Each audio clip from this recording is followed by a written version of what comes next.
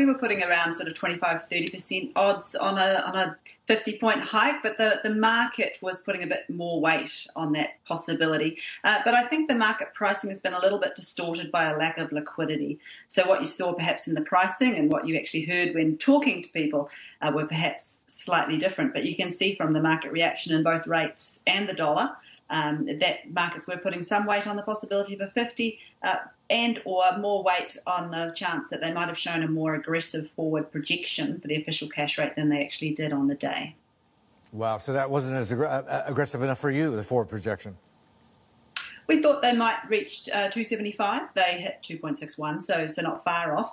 But they could have shown a track going even as far as 3 if they'd really wanted to send a very strong message. But I think the main message yesterday was rather that they're quite happy with the fact that the market has priced quite a lot, and that has gone into the likes of mortgage rates and delivered a significant tightening in monetary conditions, far more than just the 50 points of hikes in the cash rate that we've seen. We've had, some mortgage rates are up 150 basis points or more. So they've already effectively delivered a lot very, very quickly.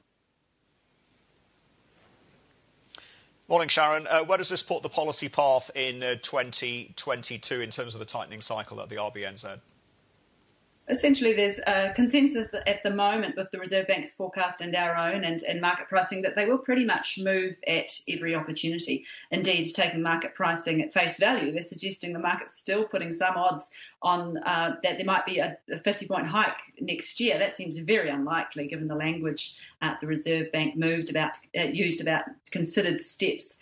But nonetheless, that forecast would see the OCR at around 2 by the end of next year. We think that'll actually be enough to do the job. But as noted, the Reserve Bank is expecting to keep right on going and take the OCR to a peak of 2.6.